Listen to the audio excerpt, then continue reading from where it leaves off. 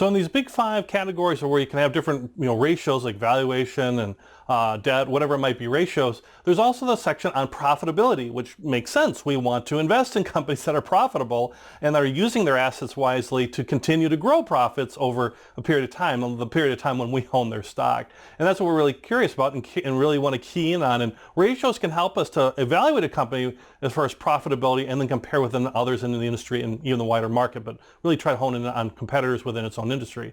And one of the more popular ones out there is return on assets, or ROA, right? You're getting this information from the income statement, the balance sheet. Formula on it is you're really looking at net income divided by the average total assets, or the total assets that are being carried, and looking at that in comparison to net income. Once again, these are formulas that will already be out there. You don't have to worry about calculating, but just good to understand, I guess, where they kind of come from.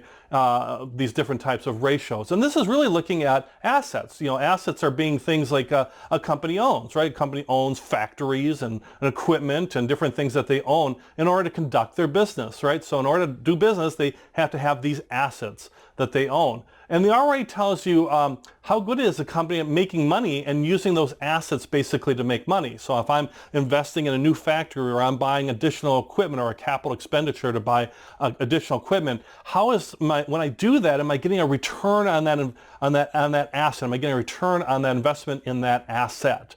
And that's what return on assets is looking at. So for example, if a company A has $10,000 in net income and owns $100,000 of assets, well, then it would have an ROA of 10%, which is nice, but doesn't mean anything until you can maybe compare it to others. So if another company, let's say, has the same thing, but it's $20,000 in net income for that same $100,000 in assets, well, they now have a 20% ROA, the bigger number. And the bigger number shows me that they're using that same amount of assets more effectively.